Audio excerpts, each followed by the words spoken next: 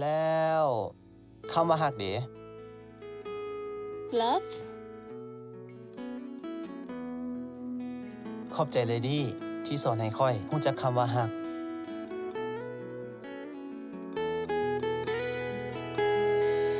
อยากจะบอกว่าคอยฮักเจ้า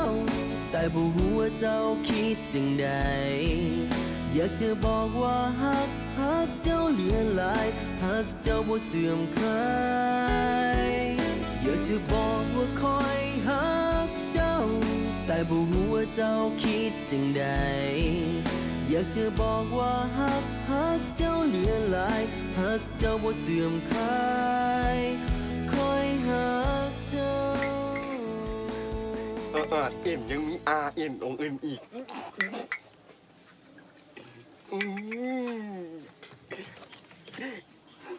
ตาม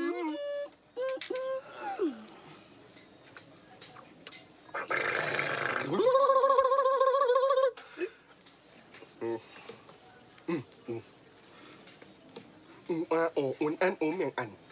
อุอาอีโอโมอันเอียวอีอันโออุไอเอกู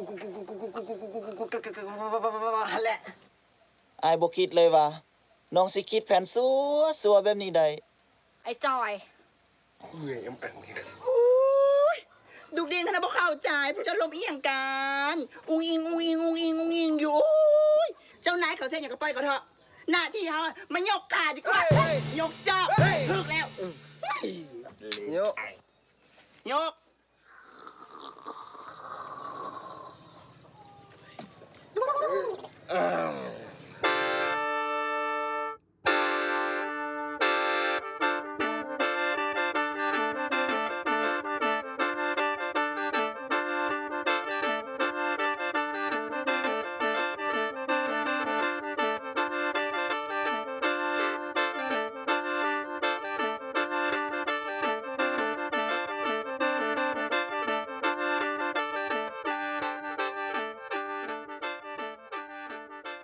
จำปีจำปา หืม เป็นอย่างฉันคือได้มาใช้เครื่องแบบชี มีที่ด่าห่วงเข่า ก็ต้องมีโอรสต้นข้าว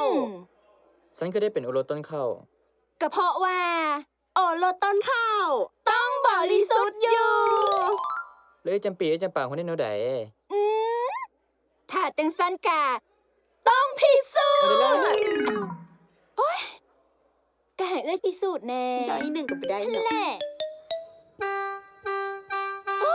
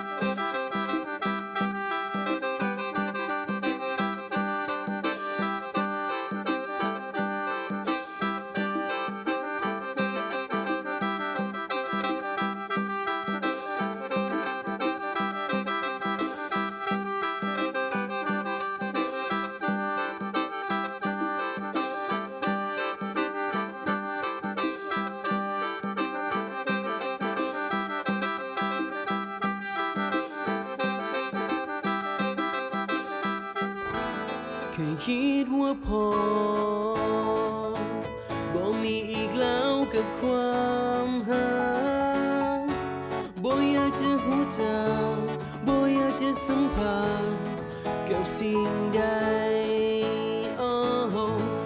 ได้พบเจ้าวันนั้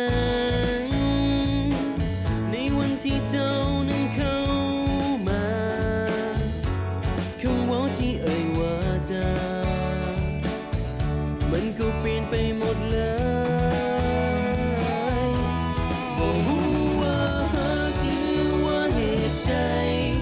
จึงทำให้หัวใจคนนี้ไหวหวั่นหรืออาจจะเป็นเพราะเราคู่กันมาตั้งแต่ศาสตร์แล้ว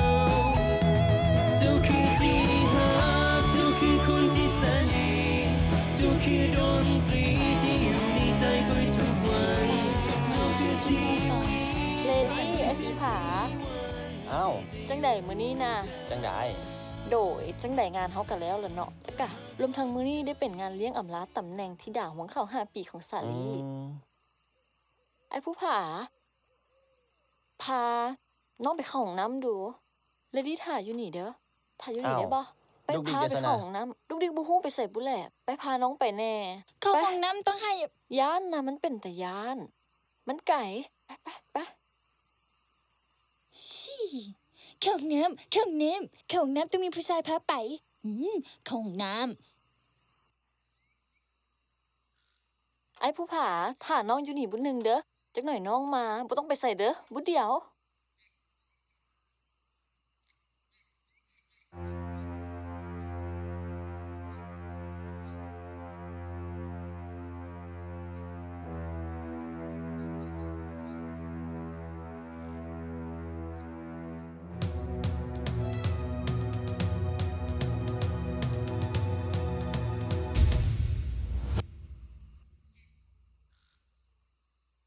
เป็นจังไดดุกดิก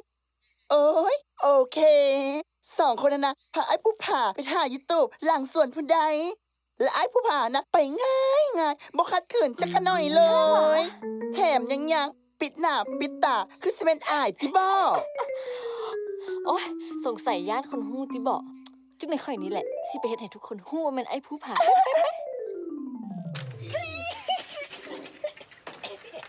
อุ๊ยไอ้แอนเอาอะเม็ดไปสาลีในที่สุดแผนของเฮาก็ใกล้จะสำเร็จแล้ว ลูกดิกการที่เฮาเฮ็ดจังซี่นี่หนักเกินว่าความหักอยู่หว่า โอ้ยบางครั้งนะความหักมันก็บ่มีเหตุผลมันซับซ้อนวุ่นวายหิบเข้าไปโอ้ยหิบเข้าไปน่าจะเป็นดุกดิไปเข้าไปแทนเด้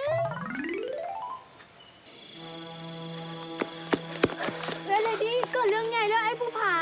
แม่นหยัง เฮ้ยลิดี้น้ำบุกคอยมา แม่นหยังเดี๋ยวพวกน้องพากันมานี่เนี่ย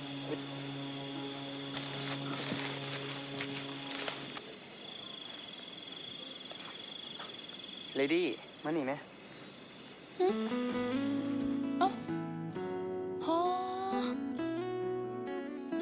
ฮอผู้ผาใส่อย่างคืองามแท้ แสงนั่นคือแสงหิ่งห้อย เป็นที่มาของซื้อบ้านนาหิ่งห้อย และมื้อใด ที่เป็นมื้อที่พวกเขาเฮ็ดพิธีที่ด่าห้วงเข้า ฮะ หิ่งห้อยจำนวนหลายก็จะมาที่นี่ และแสงของมันก็จะงามที่สุด และหนุ่มสาวก็ยังเชื่อกันว่า ถ้ามาบอกฮักกันอยู่ที่นี่ ก็จะสมหวัง ยังมีความเชื่อแบบนั้นอยู่อ่ะ แต่ก็โรแมนติกดี ไอ้ผู้ผาอ้าวไอ้ผู้ผาแล้วไผ่อยู่ตูบกับสาลีฮู้สาลีจะหักหลัง ว่าแต่มันเกี่ยวอย่างกับเฮานี่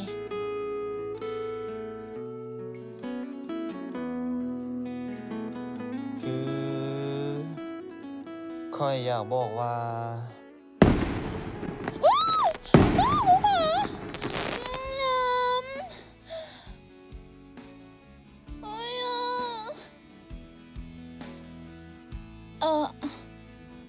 ว่าแต่ วังกี้ผู้ผาเว่าอย่างเกาะ บ่มีหยัง เอากรรมกรมาเว่าอย่างวังกี้นะ อ๋อสันโอ้อันว่าอีนี่อกไอโอเอ็นเอ็นอินไอออกอีมันอันอัดเอ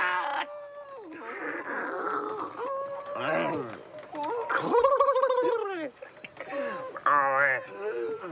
เอ๊ะอกงามเมาอีแหวมันอันเนี่ยแหละ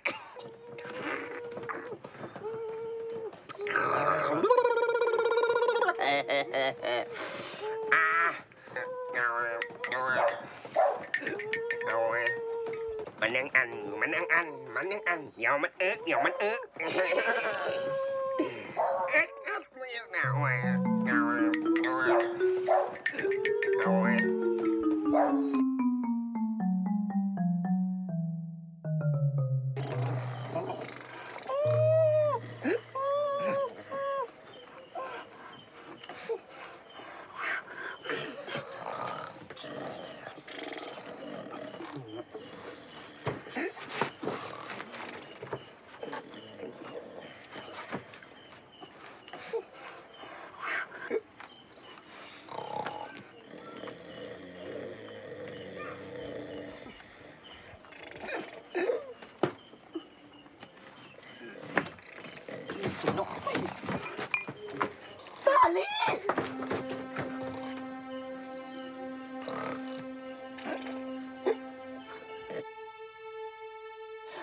สาลี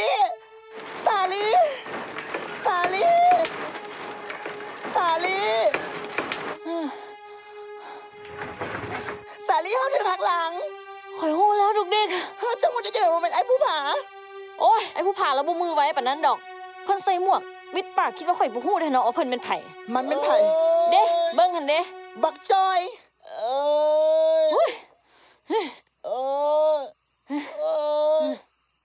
สาลีเจ้าเฮ็ดให้คอยเจ็บเจ้าต้องรับผิดชอบคอย โอ้ยฟันไปเถอะเฮ้ย โอ้ยโอ้ยเจ้าต้องรับผิดชอบคอยโอ้ยโอ้ย เครื่องที่ฝากซื้อ ห้ามเปิดอ่านเด้อ ต้องให้แม่ค้าจัดให้เท่านั้น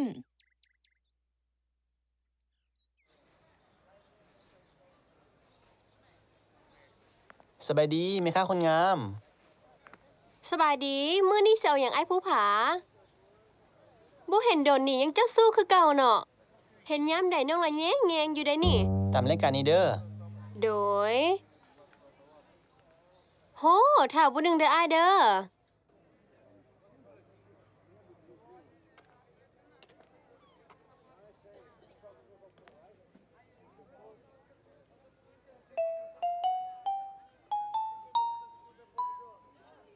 ไอ้ผู้ผา ถามแท้เดี๋ยวนี้นะอ้ายเป็นรสนิยมว่ะ ก็ตามกระแสหั่นแหละ เขาว่าใส่แล้วมันฮัด และอ้ายสิใส่เฮ็ดหยังอ้ายเป็นผู้ชายใด เวลาไอเฮ็ดเวียกมันเปียกไอต้องใส่กันไว้ แบบบางๆ หัดๆ นี่ได้ บางอะไรแห้งดี คัก ใส่ธนัดก้อนโตหนาหลาย ว้าวแล้วอั่นครบแล้วบ่อนเครื่อง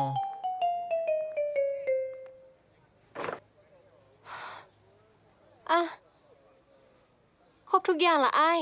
ทั้งบาง ทั้งหัด ขอบใจเด้อไอ้กลับก่อน เฮ้ย ดีใจนำเด้เนาะอ้ายค้นพบตัวเองล่ะ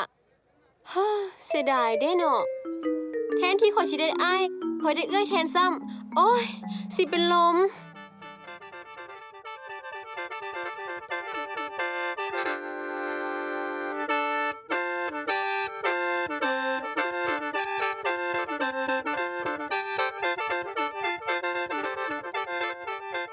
เอารถมาก็เอาเข้าบ่ได้ ยังไกลปานใดจึงสิฮอดบ้านนี่น่ะเด้อละเมื่อย โอ้ย อีกจังหน่อยก็คงสิฮอดแล้วแหละ